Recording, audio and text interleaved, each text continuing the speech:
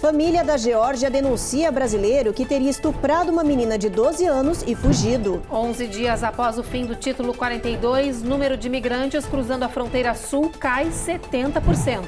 Crise no setor rural. Leis anti-imigração da Flórida promovem debandada de trabalhadores. Em Massachusetts já é possível fazer agendamento para que indocumentados tenham a driver license. E no sul da Flórida, água marrom das praias chama a atenção de autoridades, moradores e turistas.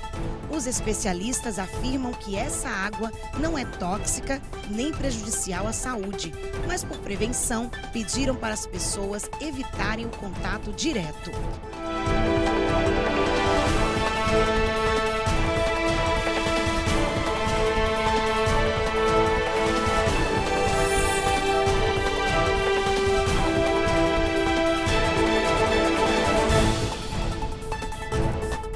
Olá, boa noite.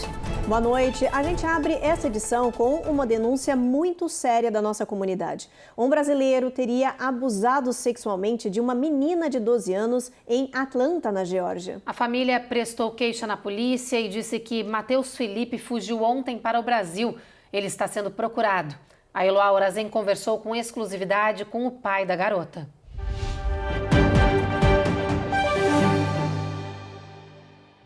O empresário Guilherme de Souza ainda está abalado com o que teria acontecido com a filha. A menina teria sido abusada pelo namorado da mãe em Atlanta.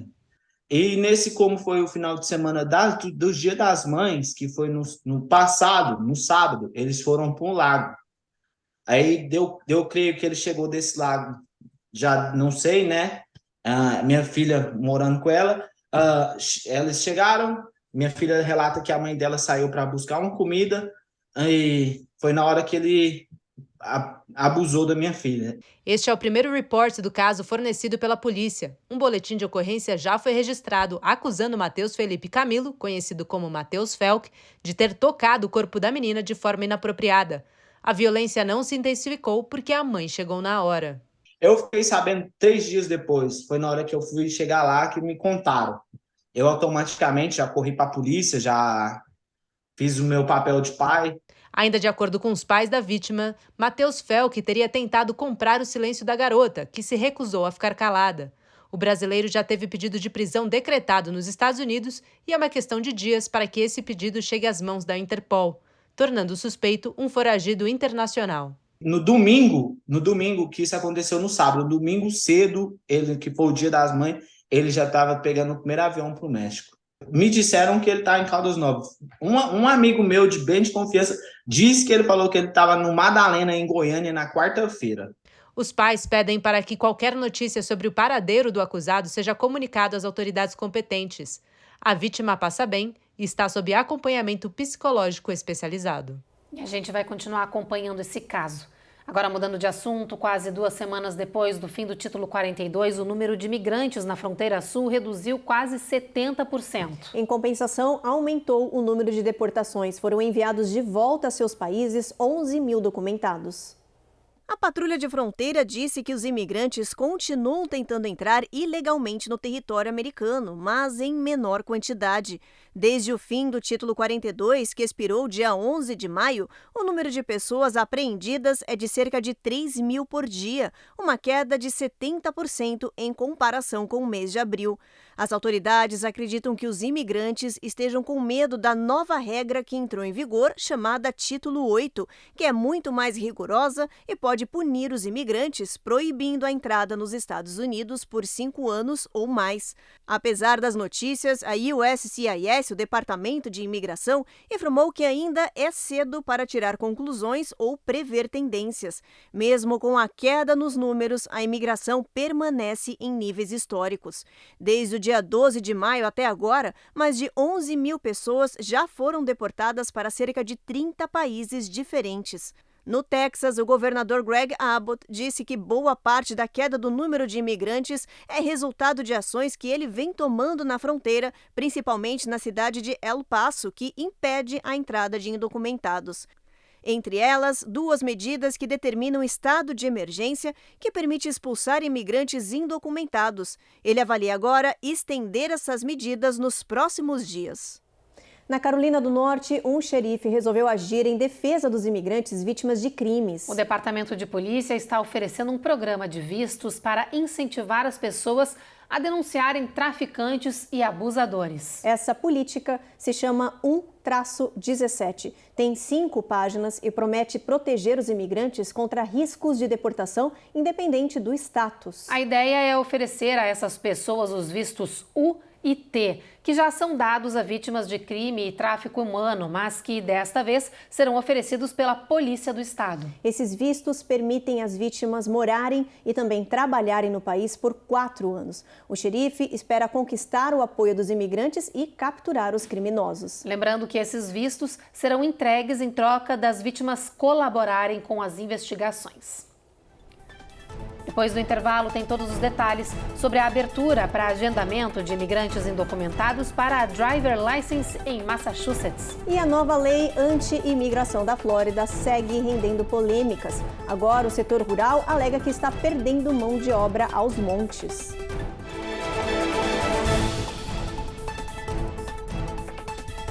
Américas no ar. Oferecimento Rejuve Chef. Melhore agora sua qualidade de vida. Perm Shield. Precisando construir ou reformar seu ambiente? Temos o piso ideal para você. Acesse permshield.com.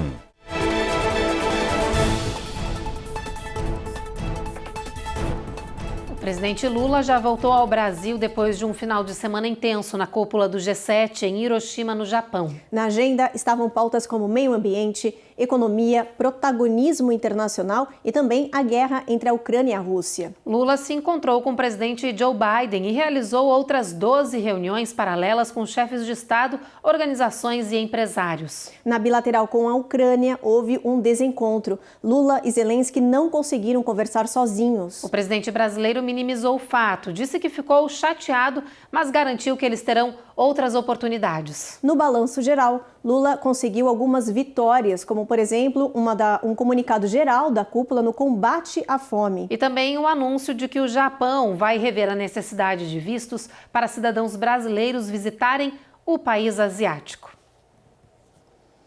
E atenção, comunidade de Massachusetts. Os imigrantes sem status que quiserem tirar a Driver License já podem fazer o agendamento desse serviço a partir de hoje. O Departamento de Transporte já está atendendo online e por telefone para marcar as datas para depois do dia 1º de julho. Os detalhes com a repórter Giovanna Locatelli. Todas as informações serão disponibilizadas no site do Departamento de Transporte do Estado. Quem quiser também pode ligar para o RMV. Os dados serão traduzidos em 6 idiomas, incluindo o português. O atendimento é automatizado e bastante fácil de entender. Durante a ligação, o ouvinte recebe todas as orientações para este serviço, que só vai entrar em vigor dia 1º de julho. Para quem está interessado, as inscrições começaram hoje, segunda-feira. Para obter uma licença, o RMV vai exigir que todos os candidatos comprovem a sua identidade, data de nascimento e residência em Massachusetts. Os motoristas também serão obrigados a passar no teste teórico, exame de visão e um teste de estrada. A minha recomendação é que você se prepare para o dia 1º de julho da forma mais eficiente possível. Com seu passaporte em dias, carteira consular, a sua certidão de nascimento traduzida ou notarizada, certidão de casamento dos Estados Unidos ou certidão de divórcio, entre outros documentos. Vai lá no Centro do Trabalhador Brasileiro, se informe da forma correta. Dia 1º de julho está chegando, mantenha sua pastinha preparada. O site para o agendamento para sua consulta presencial na Motor Vehicles é mass.gov/myrmv. O telefone é 857-368-9362. A nova lei anti-imigração, assinada pelo governador Ron DeSantis, continua rendendo polêmicas e dúvidas na Flórida. Dessa vez foram os fazendeiros que criticaram a medida e disseram que estão perdendo seus trabalhadores, a maioria imigrantes. A Associação dos Trabalhadores Agrícolas da Flórida disse que as fazendas estão ficando abandonadas. Os funcionários decidiram migrar para estados vizinhos para fugir da nova lei do governador Ron DeSantis. É o caso desta fazenda de berinjela em Homestead, no sul do estado. A nova lei determina que empresas com mais de 25 trabalhadores verifiquem o status imigratório dos seus funcionários através do sistema E-Verify. Se as empresas estiverem com funcionários ilegais, eles precisam ser denunciados. Caso contrário, as empresas podem ser multadas. O problema é que 80% dessa mão de obra é de imigrante indocumentado. A associação lembrou que as duas principais forças de trabalho da Flórida são o turismo e a agricultura, e as duas vão ser afetadas diretamente pela medida do governador, com prejuízos econômicos ao estado. No próximo bloco tem o Giro de Notícias e entre os flagrantes está um caso de agressão a uma trabalhadora latina em uma construção do Arizona. E tem os detalhes do lançamento da SpaceX, de uma viagem tripulada paga que quebrou uma série de recordes.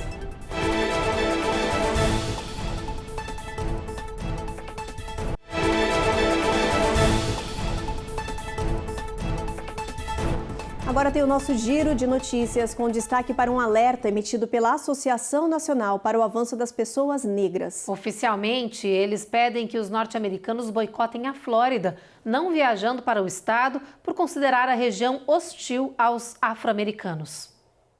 O Conselho Nacional de Diretores da NAACP emitiu um aviso formal contra viagens para a Flórida, alegando que o estado se tornou hostil sob a liderança do governador Ron DeSantis. O pedido vem às vésperas do feriado de Memorial Day, quando o estado aguarda a chegada estimada de mais de 42 milhões de turistas. Segundo o grupo, a ação visa combater discursos de ódio do atual governador, que tenta apagar a história negra e restringir programas de diversidade, equidade e inclusão nas escolas e universidades da Flórida. No Arizona, a polícia de Phoenix está investigando um caso de agressão contra uma mulher imigrante trabalhadora da construção. O homem que aparece no vídeo gritando, xingando e dando um tapa no rosto da mulher é Brent Hopeslorn, de 46 anos, o empreiteiro geral em um local onde estão sendo construídos condomínios. Além das agressões contra a mulher latina, ele também grita com os homens que estão dentro de uma das construções. Because she was leaning up against it when I walked in here. Don't you ever question my ass. You understand me? Foi a própria Guadalupe Solano, que há 7 anos trabalha como eletricista, que chamou a polícia após ser agredida. Em Massachusetts, câmeras de vigilância de uma escola flagraram um momento em que uma menina de 12 anos entrou em ação quando viu seu irmão gêmeo se engasgando com um pedaço de queijo no refeitório da escola. A garota rapidamente começou a fazer a manobra de Heimlich e conta que agiu por instinto. Ela lembra que aprendeu a fazer o movimento com o pai. Agora, a família espera que um incidente assustador seja uma oportunidade para outras crianças aprenderem o que fazer em uma emergência. É isso, a manobra feita pela Amélia salvou a vida do irmão. Mas uma criança saber como agir em momentos de emergência como este não é algo comum. Olha, a American Heart Association pede que pais e escolas ensinem às crianças habilidades que podem salvar vidas, como manobras para casos de sufocamento ou até parada cardíaca. Estima-se que aqui nos Estados Unidos 70% das paradas cardíacas aconteçam em casa e, infelizmente, cerca de metade das pessoas não obtém a ajuda que precisa antes da chegada da ambulância. Com isso, cerca de 9 a cada 10 pessoas que passam pelo problema não sobrevivem. Por isso, a American Heart Association diz que é urgente que todos saibam o que fazer, e isso inclui as crianças. A primeira coisa, ensinem como reconhecer uma parada cardíaca. Vem o desmaio repentino, a pessoa não respira normalmente e não responde. Ensina a médica que completa. Neste caso, é preciso que as crianças liguem para o 911 e saibam passar seu endereço. Enquanto o socorro não chega, as crianças são capazes de iniciar a massagem cardíaca, subindo na pessoa desmaiada, colocando uma mão em cima da outra e pressionando o peito da vítima num ritmo rápido. Os pais devem praticar em casa com os filhos, ensinar eles a fazer as pressões no ritmo de alguma música, por exemplo, sugere a médica. Em caso de engasgo e sufocamento, a Cruz Vermelha sugere que se ensine aos pequenos os seguintes passos.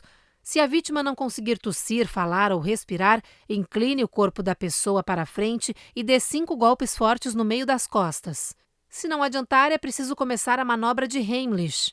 Ensine as crianças a abraçar a vítima do engasgo pelas costas, fazendo 5 compressões abdominais por vez e mantendo o movimento até que o objeto saia. Se isso não acontecer, diga às crianças que é preciso ligar para o 911 e, se houver desmaio da vítima, é preciso ainda começar a massagem cardíaca até a chegada do socorro.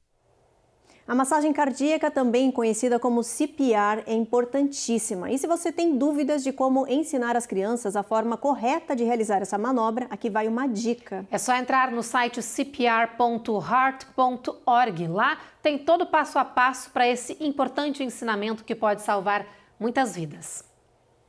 E mudando de assunto, ontem foi lançada da Flórida a 2ª missão espacial particular da história, que bateu recordes. Foi a primeira vez que teve uma mulher comandante e também entre os turistas espaciais estava uma cientista saudita. A Carla Marinho tem mais informações.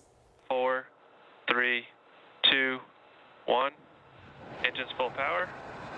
And liftoff, Falcon 9. Go Axiom. O lançamento foi um sucesso. A 2ª missão Action da SpaceX decolou do Centro Espacial Kennedy, na Flórida, no domingo, com uma tripulação que entrou para a história. Entre os astronautas, a primeira mulher saudita, a pesquisadora Hainan Barnaoui, e a veterana da NASA, Peggy Whitson, com um recorde americano de 665 dias no espaço.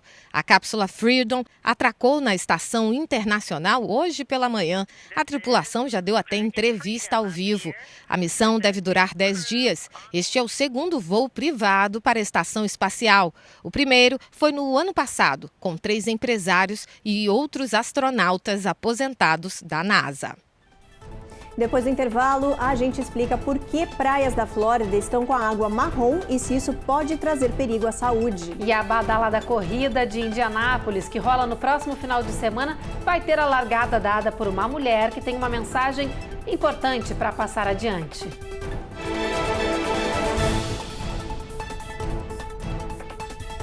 Américas no ar. Oferecimento Rejub Chef. Melhore agora sua qualidade de vida. Perm Shield. Precisando construir ou reformar seu ambiente? Temos o piso ideal para você. Acesse permshield.com.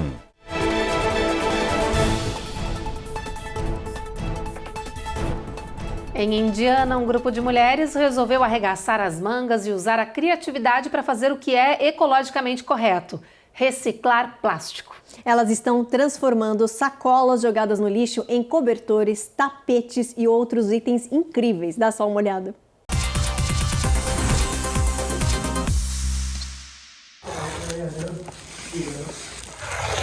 It's time-consuming, but rewarding. O quarteto feminino mostra que basta um pouquinho de criatividade para proteger a natureza, evitar acúmulo de lixo e dar um novo sentido para sacolas de plástico. Essas 4 mulheres de Indiana pegam um material descartado nas ruas e tecem os produtos. O resultado é isso daqui: cobertores, tapetes coloridos, bonitos e grossos que são doados para pessoas carentes ou homeless. A aposentada Katia Newkirk explica que o método não é fácil, mas o resultado vale a pena. So when you see the finished product, you realize it was well worth it. A também aposentada Ruth Como conta que a inspiração veio de um grupo de mulheres de Lafayette que reciclava sacolas. Ela decidiu seguir o exemplo e agora faz de tudo: bolsas, tapetes, esteiras, tatames e cobertores. O processo não é simples. As sacolas são cortadas, redimensionadas e amarradas como se fossem fios. Só então elas vão para o tear. Algumas vezes esse trabalho demora mais de 10 horas, mas as 4 mulheres dizem que querem inspirar outras pessoas a ajudar a natureza e o próximo. E quem foi às praias neste final de semana aqui no sul da Flórida levou um tremendo susto. Em alguns lugares a água estava marrom. A repórter Cone Rocha mostra pra gente que, além do sargaço, os banhistas agora enfrentam outro tipo de alga que deixa o mar com essa aparência bem estranha. Algumas praias da Flórida amanheceram assim no final de semana. Uma imensa área com água marrom, com um cheiro meio adocicado que dava a impressão de uma serragem flutuando na água. Autoridades acreditam que esse fenômeno seja por causa da Trichodesmium, uma alga verde azulada conhecida como serragem do mar, que aparece principalmente no final da primavera e no início do verão. Os especialistas afirmam que essa água não é tóxica nem prejudicial à saúde, mas por prevenção pediram para as pessoas evitarem o contato direto. A cena decepcionou muitos banhistas e turistas. Mesmo assim, teve gente que ignorou o fenômeno e entrou na água para aproveitar o dia ensolarado na Flórida. Esse bloom de algas é comum em águas tropicais e subtropicais. Ele costuma ocorrer quando há um aumento da temperatura da água em conjunto com um fornecimento de matéria orgânica, de nutrientes. Isso faz com que as algas cresçam exageradamente e ocorre essa explosão de algas. Normalmente não há nenhum perigo para o banhista, a não ser ficar sujo com essa alga quando ele sai da água. Ao contrário de algumas vezes, como ocorre com a maré vermelha, onde as algas produzem uma toxina que pode afetar a vida marinha. Hora da nossa previsão do tempo. Vamos ver como é que vai estar o clima amanhã, dar uma olhadinha no mapa. Olha, Boston, tempo encoberto, mínima de 47, sol forte em Nova York, em Washington também, a máxima não passa de 77 nessa região. Já em Atlanta, chuva aí, mínima de 59, máxima de 69. Essa chuva atinge toda a Flórida, Miami, aí tempestade, Tampa também, mínima de 70, máxima de 87. Esse mau tempo segue em New Orleans, mas em Houston já tem um sol entre nuvens aí, máxima de 91 graus, bastante calor. Em San Antônio também, né, Evelyn? Isso mesmo. Máxima atingindo 90 graus, apesar do tempo encoberto. Em El Paso, olha só, mais calor ainda, gente, 96 de máxima. Em Albuquerque, tempo, sol entre nuvens. E em Phoenix, o sol vai brilhar bastante. Já em Los Angeles, na Califórnia, mínima de 55. Em São Francisco, mínima de 54. As mínimas ainda baixas naquela região da Califórnia. Em Las Vegas, olha só, gente, o sol já amanhã brilhando bastante. Máxima de 98. Na semana passada também vinha se aproximando bastante dos 100 graus Fahrenheit. Bastante calor previsto já para essa região de Nevada. Será que a gente chega a 100 essa semana? Vamos ver, pelo jeito, tá subindo. Tá subindo. E nessa semana, Indianápolis, mundialmente conhecida pelas corridas de alta velocidade, se prepara para o Indy 500. E dessa vez, a competição terá a participação especial de uma moradora da cidade que, grávida, sobreviveu a um grave atropelamento e vai dar a largada dessa corrida. This is Kendall. Her name is Zylan. Cada passo, por mais difícil que seja, é um presente dado por Hayley, carinhosamente chamada de bebê milagre. And this is Miss Miracle Baby, Miss Rayleigh. Há cerca de 6 meses, grávida de 34 semanas, Bailey andava com suas outras 2 filhas quando um carro desgovernado veio na sua direção. Por instinto, ela empurrou as meninas, mas foi atingida em cheio. Ela foi levada para o hospital às pressas, tendo certeza de que seu bebê estava morto. Mas a criança foi salva em uma cesárea de emergência, enquanto Bailey lutava pela vida. Meu fêmur foi completamente partido em 2. Tive luxação no quadril, minha pelvis, meu anel pélvico, minha articulação esférica. Tudo foi completamente quebrado, lembra.